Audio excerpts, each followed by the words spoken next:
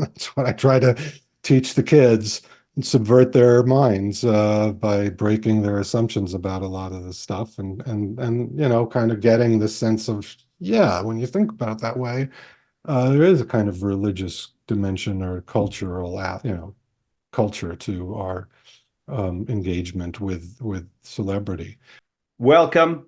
Today, we're going to be talking about the most taboo stuff you could be talking about. We're talking about drugs, death, possibly money, and definitely some religion.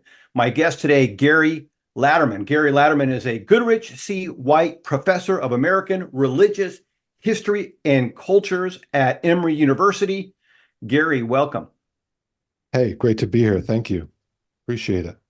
I'm excited. As I said earlier, I I just appreciate the tone of your voice. It's just very soothing. It's like you could talk somebody off a cliff. You could just lull them into a false sense of security. It's a great voice. And you mentioned that at one point you were suggested that radio might be the way to go for you, but you elected to go a different way.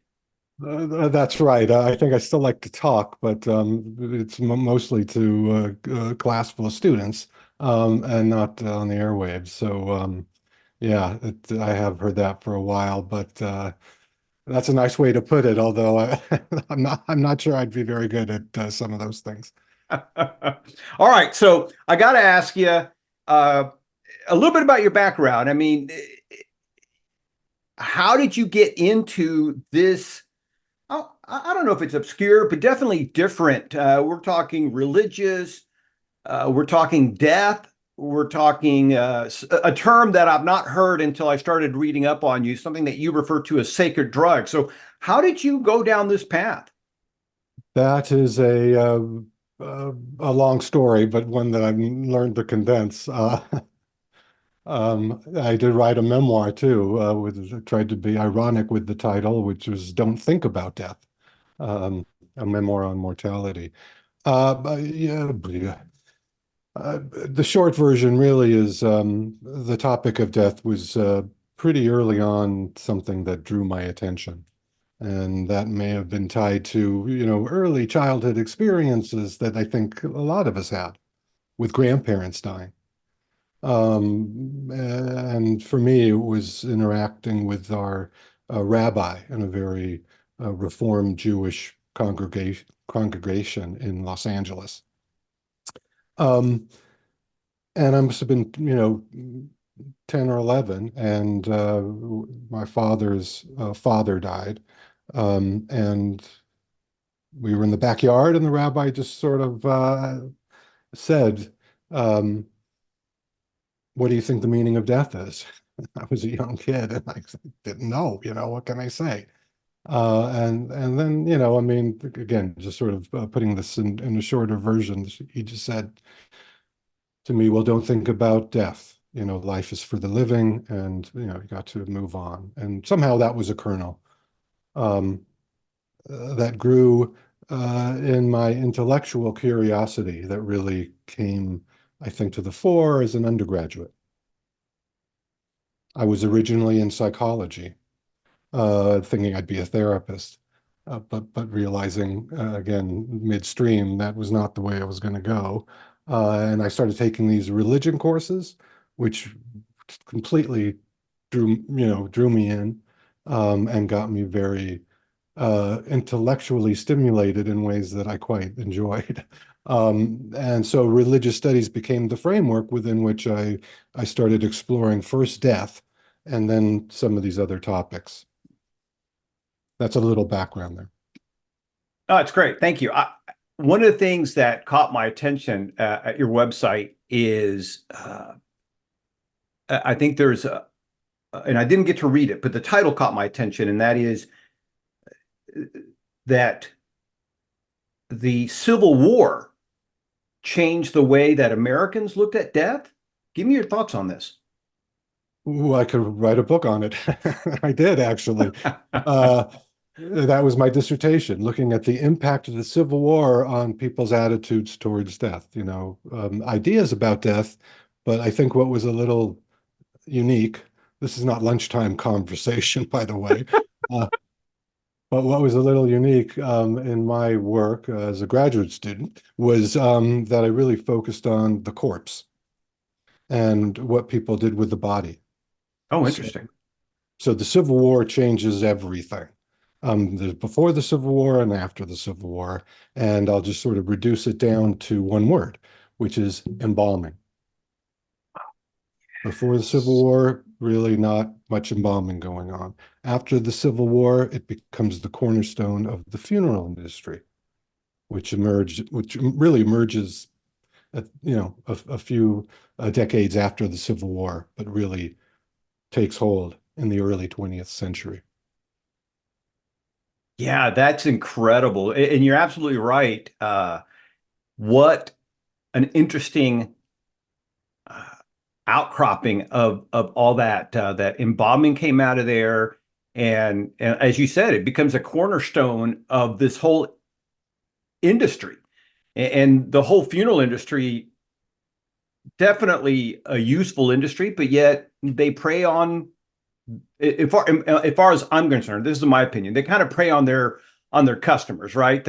You know, as opposed to, let me rephrase it, a $300 or $400 coffin as opposed to a $4,000 or $5,000 coffin. You're still dead. You're still going to decompose, but somehow they're going to try to get you to, an upgraded experience for your eternal rest. It's such a weird thing.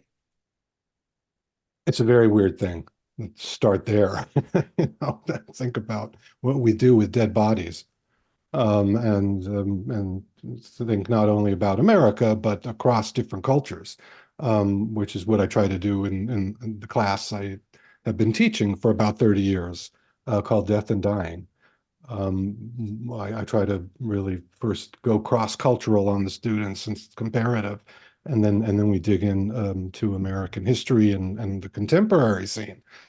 Um, so yeah, I mean, embalming in part for sure came out of what some might refer to as its sort of entrepreneurial spirit in America, which was there were Northern families who wanted to reclaim and get their sons and fathers and brothers off of what were primarily Southern battlefields.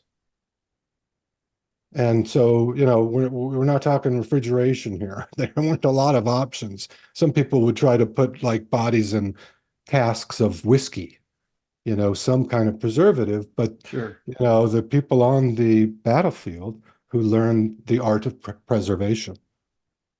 And, again, this is, to me, it ties into business, it ties into religious sensibilities, it ties into American culture, and a number of other kind of forces at work in that um, early part of the 20th century. So yeah, the business side is rooted in there. And quickly say there's a long history of criticism, of critique, exactly like basically what you're saying, um, from the beginning. Right. And I hate to say it, maybe I don't hate to say it, but I wrote two books on the history of death. One was really looking at the Civil War, and then I couldn't get away from a follow-up and doing a sequel to a book that no one really read, but still, felt like I had to do it. And that was looking at the sort of a cultural history of the funeral home. And in that, I try to nuance that critique and put the industry in a larger American cultural framework where, again, I think there may be some of that, but there's also a lot of consumer demand and willingness to try to do right by the dead. To add on all these additional items to the funerals, and Right. it's kind of a two-way street, I would say, in some ways. Yeah, I think that we're starting to change our feelings, or when I say we, Americans are starting to change the way they deal with death, because before it was just this terrible experience, wailing and crying and all this stuff. And now we're at least starting to call it a celebration of life, which I think is a better would call it a better term. And I think the focus is on celebrating this life, because whether you get to live a few years or you get to live 100 years, hopefully you've impacted some people and you've made a difference. And I think that focusing on the impact that they had, I think is such a much better way of dealing with that separation. And it just seems like it's when you talk about these different cultures, some of the other cultures have done the celebration of life for hundreds of years, if not thousands of years, and they go, gangbusters. And it's just taken us forever on this, right? Yeah. Yeah. Well, I think things have changed dramatically in the funerary landscape. For me, the turning point, pivot point, is another decade that is also the 60s, but not the 1860s, the 1960s. And with so many other kind of so-called cultural revolutions, there are new perspectives on death that really emerge and begin to shake up what had been, without a doubt, hegemony of a funeral industry that kind of created, invented traditions that were the standard for everybody. And it's the 60s sort of started to push against that. And then, part of that for sure is the choice for a memorial of some kind rather than going all out and spending a crap load of money. Right. And that takes hold in certain places, and cremation and all these other options that become available and that speak to a certain kind of um, loosening or weakening of, again, what was a very strong kind of cultural imprint around how we experience death and how we live with the dead. You know, you You take a know, look at the embalmed body, and it's all made up. And again, as you're saying, there are all kinds of rituals, but also kind of material objects that are you have to pay for, right. that again provide some kind of strange, maybe not strange, solace or comfort. One of the things I want about 30 years ago, my wife and I sat down with this estate planning attorney, wrote up our do not resuscitate stuff, and our living will and revocable trust, all that good stuff. And so uh, because the funeral home is, again, my opinion, kind of scamish, uh, and I didn't want to leave. I didn't want to leave too many of the decisions up to my grieving family. Hopefully, they'll be grieving. and Yeah. but one of the things that I looked at is actually getting a traditional Jewish coffin, which is typically a pine. It's just a wooden box for the most part. And I said, okay, we're going to go with that. It's not very expensive and it does the job, and let's just go with that. And it's funny when I tell this to uh, other individuals, they just think it's the weirdest thing that I don't want to spend a bunch of money on my funeral. It's such a weird thing. Yeah. Yeah, well, it's I don't think it's that weird. I think a lot of people are in agreement with you.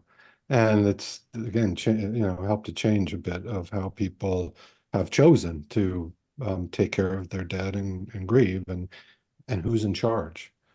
So, that too is really an interesting and I think important trend of the last, whatever, 20, 30 years. Um, where people pre-plan. Right. That's new. Yeah. No, that's Often it's true. like, no one went near there, and it was always the grieving family. So, maybe they were guilted out, and maybe funeral directors in some places did really try to exploit that. But still, generally, unless you're really wealthy, or at some sort of higher status level, nobody would pre-plan. And now, that too is changing things. But what's I was gonna say great about the funeral industry, but I mean that's a characteristic of the funeral industry is they've learned how to adapt and accommodate, and they still want to be a part of it, but it's Right. also, things are changing, and people are choosing rather than being led. Yeah. My father, who passed away 5 or 6 years ago now, he wanted to be cremated. He was an atheist. He says it doesn't matter. Uh, he was trying to avoid spending a bunch of money on his funeral. So he says, just cremate me, and you can put me in this, in the same plot as your mother. And the funeral home wanted to charge us $4,500 to bury my father's urn next to our mother. I just thought, no, I'm not doing that. Yeah, It's just like, what a scam. the prices are pretty outrageous in some areas, and again, I think yeah, some people for a long time have had concerns about all of that, and yet, here again, it's surprising because even when there is, a clear evidence of these kinds of outrages, people keep going back to them. People generally don't want to have to, take care of their dead in terms of the final disposition. And that's kept them around, and in pretty remarkable ways, as you no doubt know, in terms of kinds of profits. But Yeah. and there's also a sense of man, you shouldn't profit off of the dead and people grieving. There's certain things in life that maybe capitalism doesn't seem appropriate. Um, and I think that's a part of it, even though as you look around the world and through uh, time, you see, that economics is always a part of death in some ways. I'm a capitalist. I'm okay with people making money. And look, there's a multi-billion, if not trillion-dollar healthcare industry. And depending on your health insurance and your access to capital, you might get a better doctor, or you might get the top doctor, or you might get somebody who barely made it out of medical school. I'm okay with people making money off death because it's a service. I mean, look, if Mhm. if you die, uh, if you die in your home and your body isn't discovered for a week or 3 or 4, uh, somebody's got to come clean up that mess. It's going to be gross, and somebody's got to be paid to clean up that mess. It's not going to be a pretty thing, and it's not going to be an easy thing to clean up. And so, the cleanup team is going to make money. The funeral people are going to make money. But I think that there is where I draw the line is when you, as a service provider, are taking advantage of those tender feelings. That's kind of where, like, there is no reason for anybody to spend 15, 20, $30,000 on a funeral with, unless that includes the party and an open bar.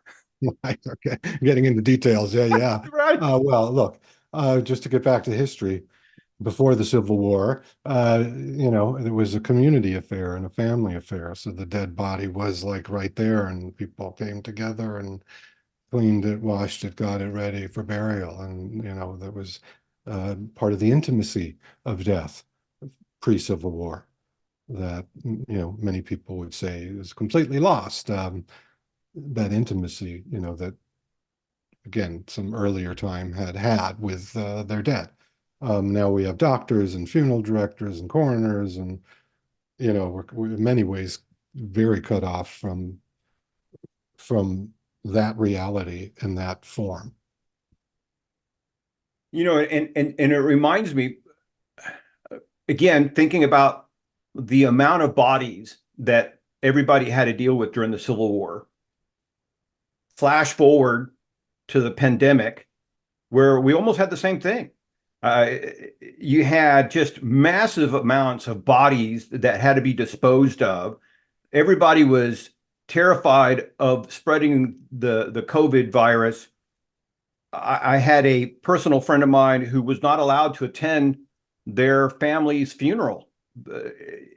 Everything had to be done by Zoom or webcam, and it and so again, I think the pandemic probably changed that whole concept once again. Your take? I would agree. I mean, there's no doubt. And I wrote about this actually. It's in the article in the conversation that tries to look in that sort of comparative sense. But what I keep reading about is that, the magnitude of these deaths is we don't even know fully yet. Even though what we know is still pretty overwhelming, definitely overwhelming. And I think that always poses a certain kind of crisis, obviously, for society, about how do you make meaning of all that, or do you? Is there a collective sense like there was in the Civil War, even though Northerners felt very differently about the collective meaning than the Southerners did. So that polarization that's part of Civil War, I think is part of the divisive nature, or symptom in some ways of the divisive nature of our country today. That sense of not like 9/11, everyone, coming together, and it was Right. just really kind of unitive, but there was a more distinctive enemy that began terrorizing people's imaginations. Um, can't really, do that with this. COVID's a little different. Right. So anyway, I mean, I think you're definitely onto it, and for you, we're still like kind of coming out of it, but I think it raises these kinds of questions, and I think it feeds into what maybe I hope I'm not projecting, but I feel is the larger collective sort of cultural struggling with the reality of death in life. Whether it's your dad, my dad dying fairly recently. This is it's something I feel that's in the air for a lot of people. And um, religion has traditionally been the place to go to Right. help us make sense of it all and cope with it. And as you probably know, the fastest growing, largest segment of the religion pie in America are the nones, Nones, the people who claim no religious affiliation, right? So there are all kinds of ways in which traditional religion and death is their business, is not. It feel again. It's. I think there could you could find evidence of what I'm trying to express. That's kind of again unique to our times, and that may be tied to, in some ways, the pandemic. Sure. Sure. All right. I think we covered death pretty good, pretty well. I wanted I'm to always jump ready to in. go. I go for hours, believe me. But no, no, Well, well, no, no. first of all, to me it is a very interesting subject because, as we've already talked about, there's so much hang up on it, right? And I've never thought about some of the stuff that you've written about, which is how it changed from the Civil War, and then now we have this thing with the pandemic. Anyway, but I also wanted to bring up about one of your other books, uh, Sacred Matters: Celebrity Worship, Sexual Ecstasy, the Living Dead, and Other Signs of Religious Life in the United States. I am fascinated by this topic. By your take, speaking of celebrity worship, is one of the presidential candidates, Donald Trump, seems to get a lot of celebrity worship. Is Do you see that as being a celebrity worship, or is this something different? What is your take on his constant, what do you call it? Um, his supporters. I mean, he has this legion of supporters that really truly worship him. What's your take on him as under this subject matter? Take a step back first and say a little about this celebrity worship and my interest in it. Just quickly, I am definitely am interested in really stretching the envelope of what counts as religion. And I want to think, beyond just this is what the Christians do, this is what the Buddhists do, this is what the Muslims do, but look at the ways in which religious sensibilities and attitudes and practices can be found in wider cultural frames. And so that opens up a whole bunch of stuff, and you have to make the argument about it, but it also um, precludes in some ways a very definitive sense of a definition of religion. Religion's quite fluid, but you know it when you see it, as they say. Myth, rituals, identity, transcendence, meanings around death, the existential issues are often, but that are very much universally about what it means to be human. Um, so the book, Sacred Matters, just tries to look at a bunch of different segments of culture that have these religious elements, I think. Film, sports, medicine, death, can't get away from death, and celebrity too. So I think there are clear signs of religious life around celebrity and the ways in which celebrities are not just present in our society, but the ways in which people invest all kinds of faith and time and energy and money. All those things that can have sacred valences to some degree, but that also, help, really define a person's life, outlook, questions of morality, stories by which to live. There's been all kinds of studies about, Right. some of the religious qualities of celebrity. So, and that we're just saturated by it, whether it is the top-notch stars or sports people. It's, our crazy obsession with reality TV and, Right. fame, is some kind of currency, overdetermined, in ways that can bring out these religious sensibilities for people. Not everyone who follows Taylor Swift is religious. I mean, I just it's a mix. So I also got to stay away from overgeneralizations. But I think you can find some of these characteristics and um, around celebrities. Oh, sure. Uh, Just listening to you, I'm thinking the quote religious religions or whatever, the spiritual religions, but even inside of some of these religions, you have celebrity worships. I mean, there are certain, like some of these evangelists, these Christian evangelists who have their TV show and they have this just lavish lifestyles, and again, legions of supporters. And then of course, you mentioned Taylor Swift, and I immediately I'm thinking there are some avid fans that literally you could say worship her. They go to all the concerts, or they'll spend whatever amount of time and money they have to follow her. And then there are the people who are just people who just enjoy her music. So you have different levels, of whatever you want to call it. It is. I never thought about it as a religion, but it is. I mean, there are people that no matter what, they're going to go to a football game. It doesn't matter how cold it is, doesn't matter whatever the condition, they're at that football game. I had a client of mine who I would call him a sports nut, and he literally had, not only did he have a big screen TV, but around his big screen TV, he had other screens.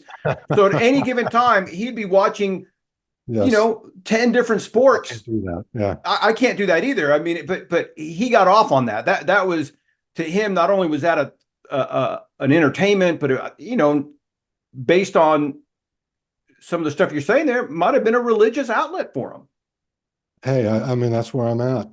That's what I try to teach the kids and subvert their minds by breaking their assumptions about a lot of this stuff and kind of getting the sense of, yeah, when you think about it that way, there is a kind of religious dimension or cultural, culture to our engagement with celebrity.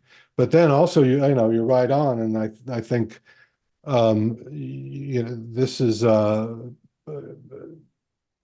complex part of culture, but I also think there is a way in which it can be tied more explicitly to religion and the history of religions. Again, others have talked about this as well, but conceptually, you might think of the cult of saints as a form of celebrity worship in a very different time frame. Or if you talk about, I'm going to say it, the Dalai Lama, Sure. as well, so there's a mixture where traditional religious figures also have that celebrity quality, aura, charisma that is obvious with someone like the Dalai Lama. But then when you come to, the American scene and entertainment, especially, which is a great font for our religious lives and engagements, it's a very different field to, of celebrities to choose from that aren't, they don't need to be connected with any specific religion necessarily. Yeah, Trump, I don't know what, that I don't know what to say about Trump, but I think Charles Barkley the other day just said people who follow Trump are they're all crazy. But that was Charles Barkley putting it his Sure. way. But you could The say point, I that. mean, Go ahead. sorry, I will quickly say your point is totally right on, because this is a symptom of our culture in some ways, maybe taken to an extreme. People like to use the word cult.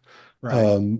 But still, you're right. This is a part of it's got, I mean, got to think through what is his appeal. And celebrity, as well as, the racism for a lot of people and a lot of that hatred. His celebrity status is what gave him, a kind of legitimacy.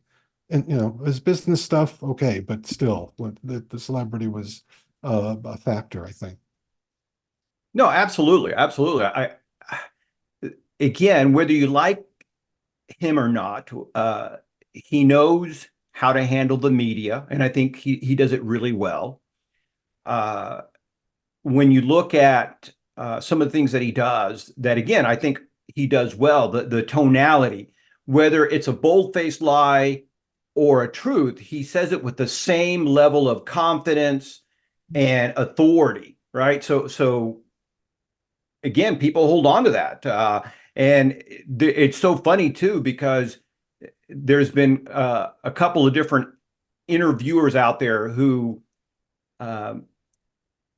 for lack of better terms, they trick their supporters. They might be talking to their supporters and saying, "Hey, do you think that that somebody that never accepts accountability or never accepts responsibility is a good leader?" And of course, the supporters say, "No, you have to accept that." Well, what about Trump? Oh, that's different. Yeah. There was a lady that I was trying to find this clip, and they asked her about, do you think it's fair that, again, there's so many people that are against Trump, and the media seems to lash out at him, and there's so many people that want him taken down. And of course, she says, no, I think that the way they treat Trump is terrible. Well, what about Biden? And again, she says, well, that's completely different. And what's so interesting is that now the interviewer says, well, isn't that a little hypocritical? Yes, it is, but I can't change the way I feel. And it's just interesting. But to me, that's kind of almost a religious type of thought process. There's some people, whether you call it a cult or a religion or whatever, that they can't explain anything other than I like this way. I like the way this makes me feel, so therefore I'm sticking with it. That's an excellent analysis. I think that's a nice way to think through or beyond these labels that get thrown and really try to dig into like a belief system that's pretty in some ways extremist, definitely extremist and fundamentalist in its way, Right. and the rigidity of as you say, sort of being based on your feelings nothing rational or thought through, but there's something that's almost primal there. Um, but that I think, as you're saying, can get tied into religious system, whether we're talking about rituals and the mythology that's been created, and the representations, the collective representations around him. Um, and I'll say it, the sacred power that it has for some people. So, Yes. that's I think a hard thing in the study of religion because that's how I'm coming at all this, Right. is to think that that religion can be both positive and wonderful and also extremely destructive and deadly and an outlet for demonization of some kind or other. So that too is a part of the mixed bag when I try to teach American religious history or drugs or death is that there is that double-sidedness that makes it fascinating to study, whatever you think politically about it all. No, absolutely. And again, if you look at our history, we've seen religion or people who do terrible things in the name of religion, time and time again. And we see it even today. I always like to point out ISIS and the Taliban. Look what they do in the name of God. Hamas, the same thing, where they're okay. They have judged us worthy of death, and therefore whatever they do is okay. Whatever we do is evil, and we should be wiped off the planet. Yeah. Well, then in the name of God is certainly all too common for horrific, inhumane acts of violence all around, definitely. Yeah, it's incredible, and again, I've never thought of adding a religious layer to some of this stuff that we see. I mean, look, I'm a big Star Wars fan. It's died down quite a bit since Disney released some of these last movies. Right. Kind of deflated my religious zeal, if you will. But before that, I was an absolute nut. I had a huge Star Wars collection. Uh, and I think, speaking of Star Wars and religion, I think there's a group who made a religious attempt with the Jedi Order. Um, and but again, I was just making some notes where you're talking and thinking of some of the things that now have a religious connotation to me that I didn't think of before, but like veganism, fitness. We covered movies, we covered celebrities. The all what do you call it? Inspiring. Well, sometimes inspiring, but definitely the all-consuming religion of making money. Uh, all of I these was things. one. Yeah. Sorry. Go ahead. No, I was going to say, I was wondering if you were going to say that. But no, if you're going to finish up, I didn't mean to interrupt. No, that's basically it. I Yeah. mean, when I start looking at things through your lens, that all of these things really could be looked at as a religion, or certainly have religious tones to it, it blows me away that we have all these layers. And yes, you can look at, hey, this is a standard religion or a normal religion, but uh, and even when you look at some of these religions, there are religions or sub-religions within these religions that they broke off from the main religion because they didn't agree with it, and now they're off doing their own thing. Right. It's So a mess. it's a mess. I'm telling you, it's again, So yeah. so is this some inherent flaw in humans that we aspire to worship, whether we worship God, whether we worship Christ, whether we worship Buddha, we worship Trump, we worship Mm. Tom Cruise or whoever? Is it? Have you done anything trying to figure out what makes us want to worship other beings? There's a lot there. Um, but let me let me think about how to respond. I don't think it's a flaw. I think it's built into us. We're Right. all got to be religious. Yeah. That makes a lot of atheists unhappy when I say that. But I do try to kind of, yeah, bring to light this notion that we're religious in ways that we don't recognize. Right. Again, if you kind of expand out, what is religion? Then you kind of really do get a whole different view of some of the things that we did growing up, or that we're committed to, that are sacred in some ways, and they're not sacred all the time for all time.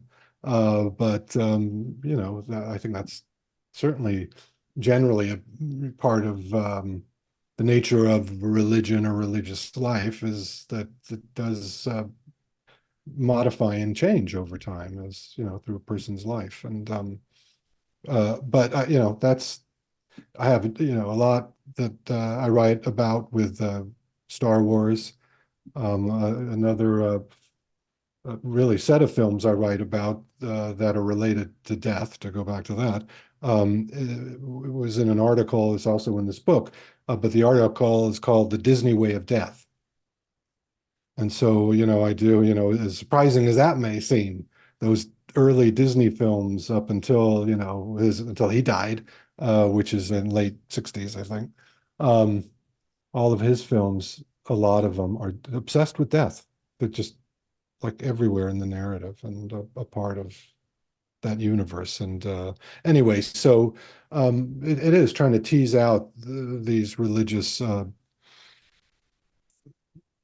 investments, engagements in culture outside of the church or the synagogue or the mosque, um, that I think is really, again, as I said, fascinating. A It lot of, is. other scholars are writing about it, and there are all kinds of articles about Taylor Swift and religion, so we are breaking out of, I think, the certain kind of constraints around how we talk about religion.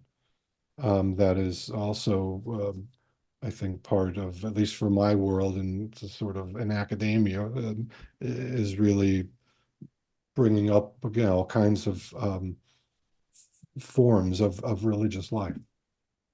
No, I am fascinated. I'm blown away by this thought process.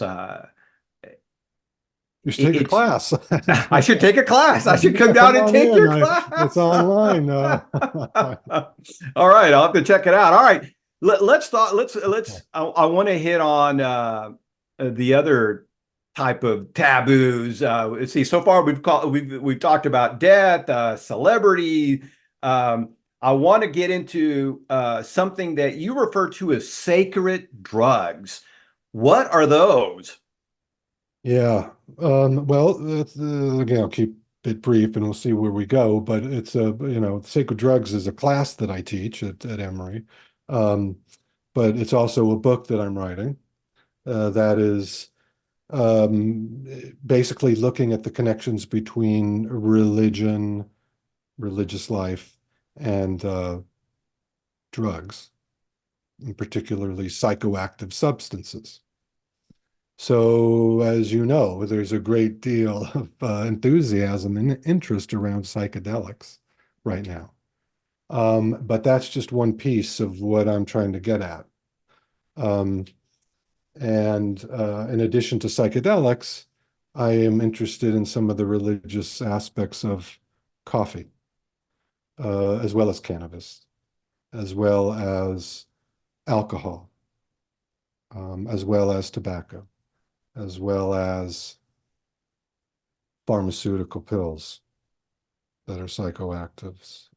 So our world is saturated with drugs, and they're everywhere, whether I'm talking to you or whether I'm talking to the 400 or so students who are in my class and are like 18 to 20, 21, 22, whatever. It's a sort of just an interesting reality of our lives. Drugs are ubiquitous. We want to alter our consciousness. We want to be in a drug state in some form. Now, there are ways to alter your consciousness that have nothing to do with these psychoactive drugs, um, but I'm focusing on those, and I think they're relevant to our contemporary reality. Definitely, historically, there's no doubt that all these drugs have connections with religion or religious sensibilities. Um, and then I'll just end by saying it's also, I think, the future of American religion is going to be Interesting. tied to you know, a more kind of open engagement with the spiritual sort of aspects of drugs that again, we just, and I say we, and I'm making these over, not everyone at all times, for all time, you know, whoever takes an antidepressant is religious.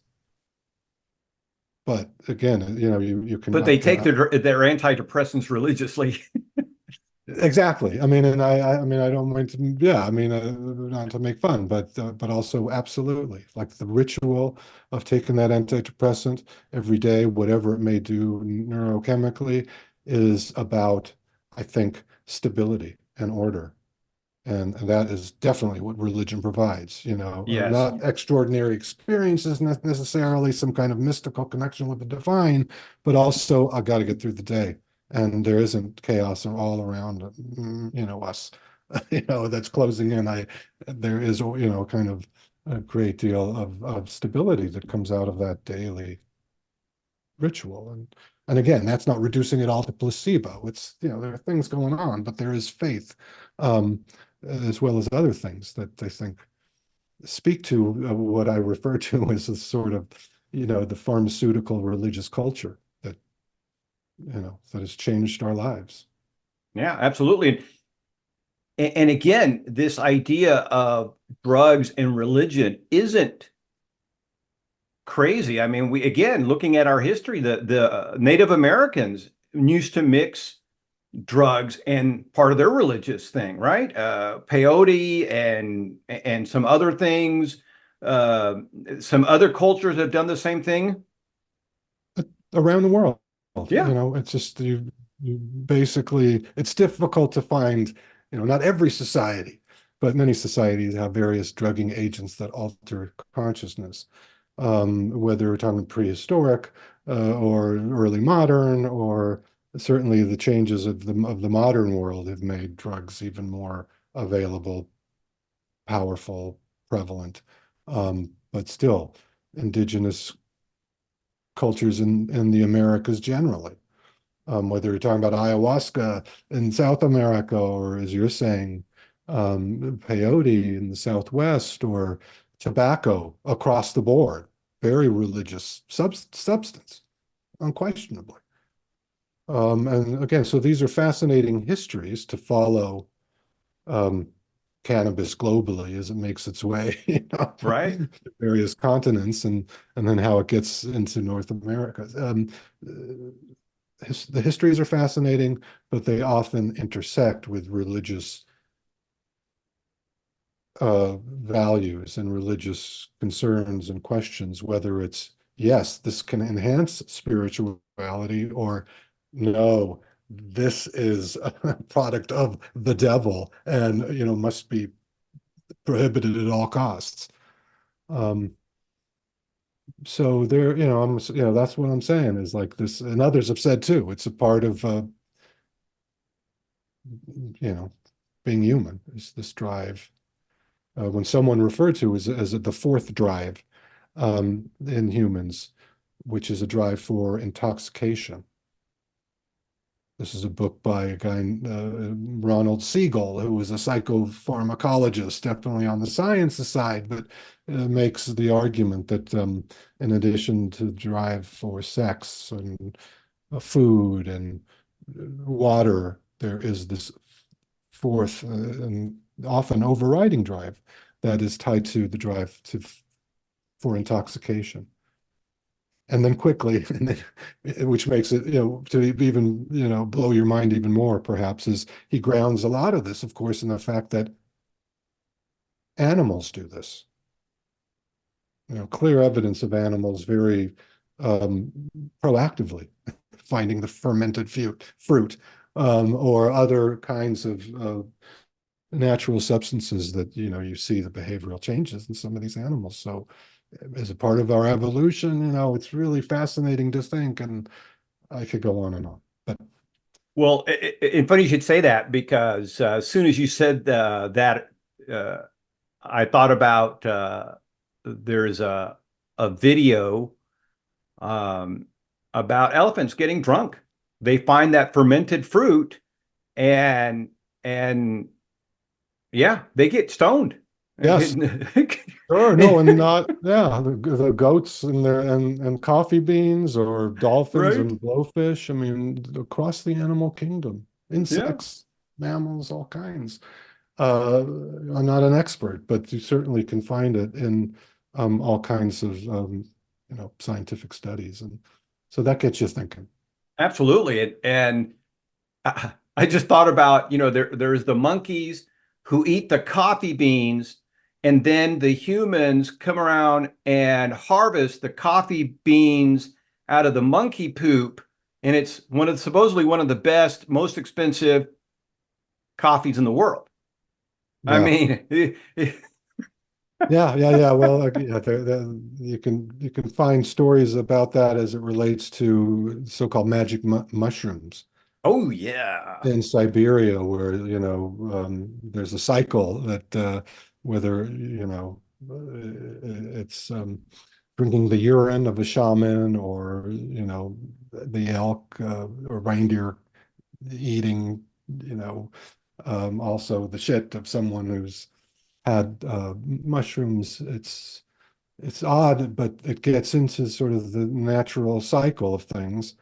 But then, as I sort of alluded to in the more modern period, and even before, there are all kinds of ways to, strengthen the potency and, um, make a more powerful, convenient form of delivery. So, um, you know, something like the hypodermic needle or something is very critical in the history of drugs, or thinking about smoking cannabis as opposed to just burning it and letting smoke infiltrate a room of some kind.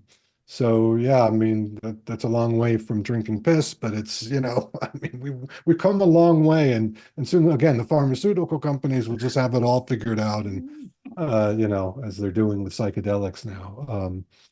Although I say that half sarcastically. right. Well, there's a whole segment. I just found out about this. Uh, that is referred to as scat sex, where sex and fecal matter are intertwined. Yeah. And it's like, man, the more you find out about humans, the weirder we become, right? I mean, we are just A lot of crazy shit a to lot of sort of talk crazy about. crap out there. Yeah, it's just like, But yeah, yeah, in general, but certainly when it comes to sexuality and its history and variations, is what gets people off can be all kinds of things, and um, so that's not I don't know where I haven't heard about that, but I'm just riffing off of what you have noted. yeah, like I said, I just found out about it, and it just reaffirms how weird or odd or messed up we are. Uh, I want to, again, back to your book, Sacred Matters, Celebrity Worship, Sexual Ecstasy, the Living Dead, and Other Signs of Religious Life in the United States. I know we've already talked about death, but I just wanted to quickly talk about what do you mean by the living dead? Are we talking zombies? What are you talking about? Well, in one sense, I am, and I write about zombies in particular, and in particular, the George Romero film that really was the first film around zombies. Which the title is slipping. I can't remember the title. It'll come to me. And it was in the late 60s. It was put together. But it was a new and different kind of zombie film. And so, really that's in the chapter on death. And so The Living Dead, is a play on the ways in which we're haunted by the dead. The dead remain living to us, as well as, we seem to have this um, interest, fascination with the return of the dead. And that's a persistent trope or theme in all kinds of artistic, creative representations, let alone how we all live privately in our lives. Um, you can see the more public projection of those, um, yeah, those kinds of struggles with, facing death. You know. Yeah. Uh, and you're right. We are fascinated by zombies. We're fascinated by bringing people back from the dead. I remember there was at least one of my favorite films, Flatliners with Kiefer Sure. Sutherland. I thought that was just a great take on that. Yeah. Uh, and we could have a whole discussion on our favorite movies and what they mean. Because, Well, but that sounds great, but that movie in particular also picks up another more modern theme and trend, which is near-death experiences as a yes, different kind of manifestation of, not the dead coming back. Well, I mean, in some sense, the dead coming back, but this is, certainly more within medical mindset um, to some degree. Although I'm thinking of, and some also in some ways about Frankenstein, of course, hmm that yeah. classic by Mary Shelley, but also this new film, which I haven't seen. It's called Poor Things. Oh, I haven't even heard of it. Poor Things. Is that the name of it? Yeah, with Emma Stone. This is a big Oscar contender. I think, yeah, it's sort of bringing the dead back to life, kind of, but also, as is not uncommon, um, also a film very much about sexuality. And I think without having seen it, and in fact, it's, I think, primarily about sexuality, female sexuality in particular. But again, she's, brought back from the dead, or that's that's what gets the story going. I'll have to look into it. I'll have to look into it. All right, so we've covered. It's on Hulu now, so it's one I got on my list to watch. But anyway. Okay. So we've covered death, religion. We threw in a little Trump for the people who like to follow politics. We covered drugs. I think now it's time to move on to sex because that's again, this is a very just such a potent area, right? And there was a cult that was busted a couple of years ago where it had a huge sexual component to it. And I think primarily it seems like a lot of cults do have maybe not a large sexual component, but sex with the leader is definitely seems to be a component with a lot of cults. But yeah, it seems like here in America we have this love-hate relationship with sex. What's your take on it? Well, that too was a big one to try to get into some sound bites, kind of I think there is, as you say, an ambivalence.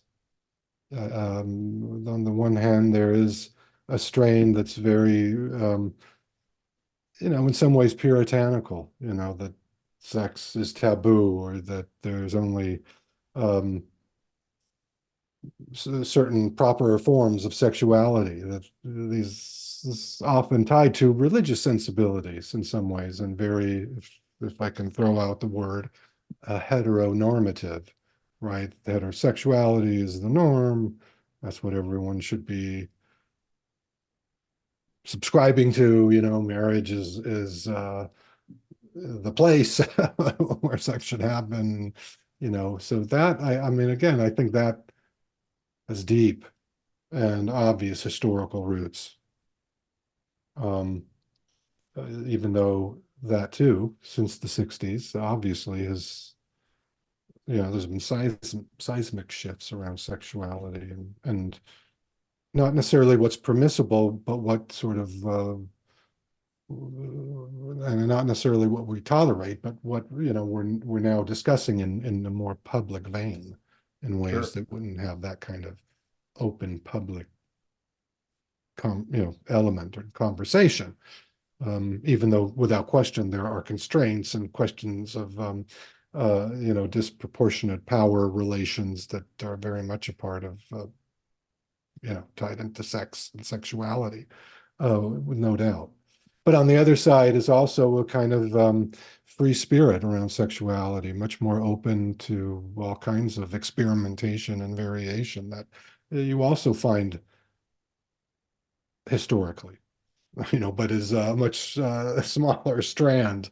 The free thinkers, there, all kinds of people who, and even in religious history, American religious history, who have offered a very countercultural way of thinking about sexuality and marriage and so on. And even though that was, I think, on the more minor key for most of American history, it's, that certainly has become much more prominent since the 60s and into our current era. So I think that speaks to an ambivalence and the struggles around identity that we see so much about, and that are clearly kind of hot button issues that always seem to imply religious questions and contestations and questions of morality and so on. Yeah, it's uh, a friend of mine showed me this quote where it said, "Sex is dirty and nasty, and you should only do it with people you love." Well, whatever turns you on, as long as you're not hurting anybody, I mean, Right, right. it's, oh God, I hate to even admit this, but what the hell? For some reason I started rewatching Game of Thrones. Okay. And that is just, you talk about sexuality as not a minor, a major kind of key and theme throughout. Whether we're talking about incest, talk about taboo, um, or whatever, freewheeling kind of libertine attitudes and questions of marriage. I mean, I hate to say it, or I won't again hate to say it, but I think I teach this class called Religion and Sexuality, and like these other ones, I mean, these are hot button topics, and students, I don't, they love the classes. And I don't know why necessarily, all the reasons why they might love the classes, but one of the reasons I know is that it is a sort of space, safe space to talk about these things head on, and it's not your parents, and it's not your pastor, it's not even your peers, right? So, that's what I try to do in this class as well, is shake them up. Sexuality, you think you know what's going on around sexuality? I try to go to ancient Greece. We go to Africa, we go to a number of different other cultural settings where sexuality is a whole different ballgame. Although there are lots of similarities and commonalities for sure. Um, but still, I think, and then we just come back to the sort of weird Americana, the weird American story around sexuality. That is, I'll say it again, fascinating. It's full of It is fascinating. so many interesting dimensions, and I believe that can be, that knowledge is, oh God, I hate to say it, power. Knowledge can be liberating, and that's all I, kind of work in. It's trying to help build the knowledge as best I can to these young adults, old children. Sure. I mean, when you think about it, I don't know, even today, I don't know how much parents talk to their children about sex. And I think there's two reasons for that. A, the parents feel awkward talking about, sex. And then these are young adults. They're still in their teens. And there's nothing weirder and more awkward than sitting down with mom and or dad or both and talking about sex and your sexuality. I think it's just like it's so weird that they don't want to. Neither side wants to approach the subject, but it has to be approached. And so I think that your class, as you pointed out, allows them this free space, this safe space to explore and discuss and maybe even ask simple questions as well as some difficult ones. So I think it's a great, like as you said, a great space for that. And what's more compelling than sex and sexuality at that age, or throughout Right. life, Throughout but life. so many so many aspects of it that I think it's healthy to kind of really engage in that way, because, and riffing off what you were saying too, with that awkwardness is also the kids are coming in. I mean, I sound like an old guy, but like social media has changed everything, and exposure to sexuality in whatever forms, I think is, it's just part of that world that we're all in, but that our kids and younger kids even more so are um, in Well, good ways. right, and I agree with you. And you look at just again getting to know you and some of your materials. Uh, when you think of sex, it's a multi-billion-dollar industry that we have sex stores or sex toy stores. Obviously, we have porn, but we also have drugs to help you have sex. And then, of course, there, as you've already mentioned, the religious component to that. My brother, who's into genealogy, he was greatly offended to find out that back a couple hundred years ago in our families, our cousins were they were getting married to each other, and you mentioned incest, but back then that was survival. You didn't have the choices you have today. People weren't living in cities that had 1 million or 2 million people where you could meet somebody and build a relationship. You and your cousins might be out in nowhere, and it's either you're going to marry your cousins or you're not going to get married at all. Mm, mm. Which can be quite challenging to people's sense of morality. When you start saying, well, in this particular context, these things were permissible or sort of the norm. And again, I think especially around sexuality, it's can get pretty dicey. Whatever we're talking about. And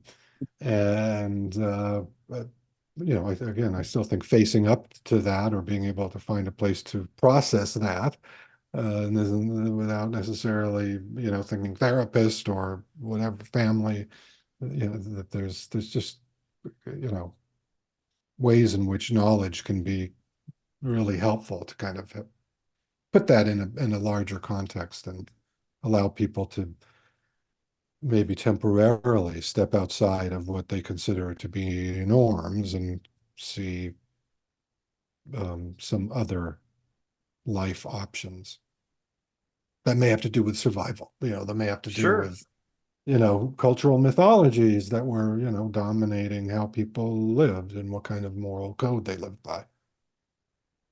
Yeah. Our mythologies are all tied to sexuality for sure. But the money part, the industry, in so many ways, and the more destructive also aspects of sexuality in people's lives is also, a part of, a part of what needs to be reckoned with, I suppose.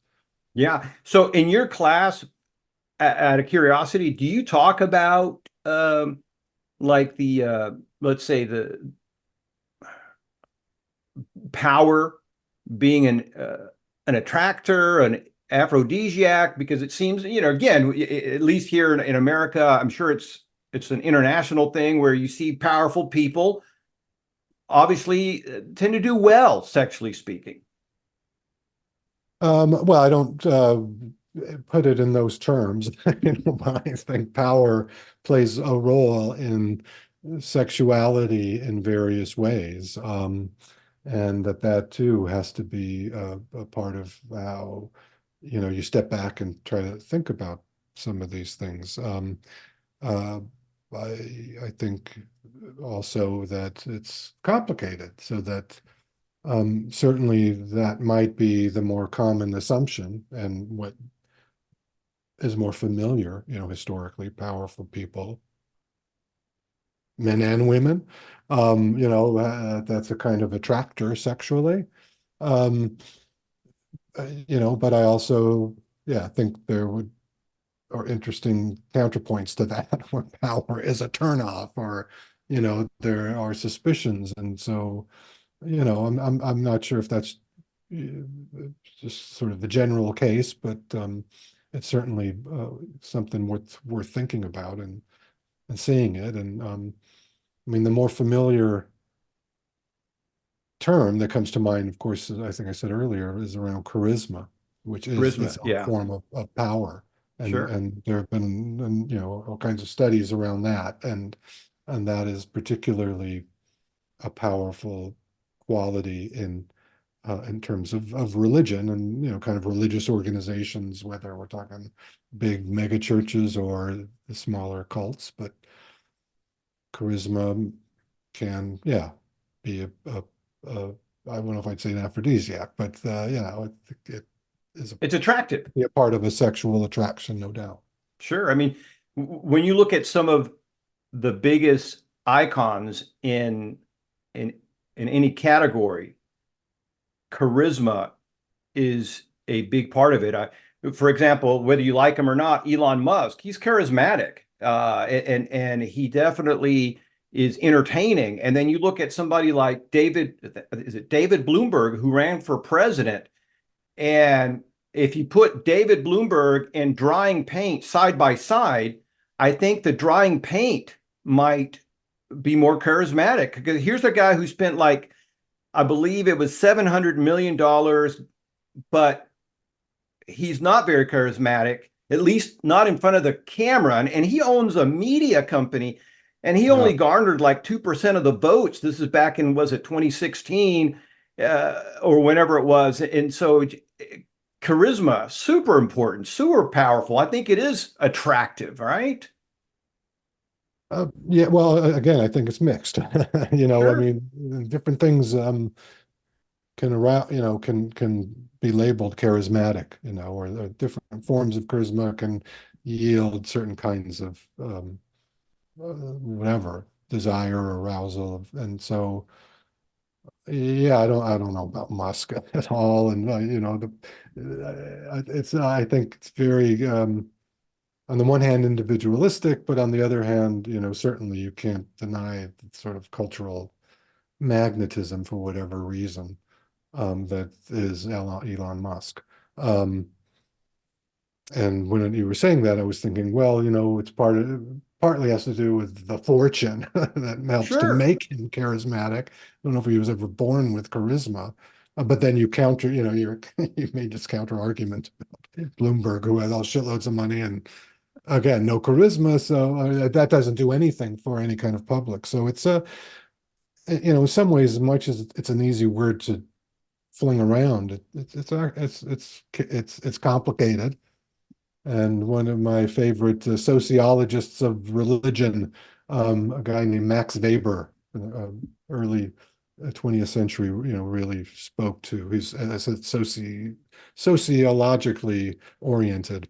Talked about charisma in the same way that we're talking. It's got to be factored in and plays a distinctive role in the dynamics of religious communities or some religious communities.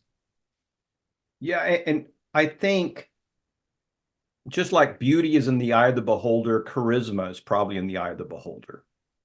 Uh, because obviously, in order to lead a company and to be able to grow it to that level of success, Mr. Bloomberg has a certain level of charisma.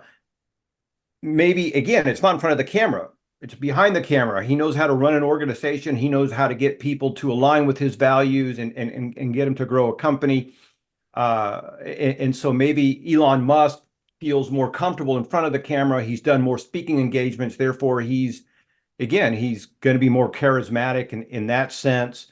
I remember years ago, I saw he's a famous director, Michael Bay, and Oh this yeah, is at CinemaCon. And he's a very successful individual, very successful. And we were all eager to hear him speak. And he got up and he fumbled around and he got embarrassed and walked off stage. I literally was up there for like 2 or 3 minutes, yeah, but just, yeah, just lost it. I think that if he would have come back and said, "Hey, let me start over again," we would have said, "Yeah, let's go." We just wanted to hear him talk. sure. But again, to your point, I think it's complicated. It's subjective. It's in the eye of the beholder. Yeah, yeah, yeah, yeah. Yeah, and I wonder how much it's tied to being an extrovert, and sort of the Yes, public face, and can introverts be charismatic, or someone who isn't good publicly might be really able to run dynamically an organization or produce a movie, direct a blockbuster, mega expensive movie. But yeah, I'm certainly a very important element that's hard to really capture and define. yes, absolutely. Gary, we're out of time. I've had so much fun getting to know you and getting to know your background and looking forward to your new book that you're working on and looking forward to have you back again. This has been great, and I've really enjoyed the conversation. So if opportunity arises, for sure, just give me a call. Be happy to.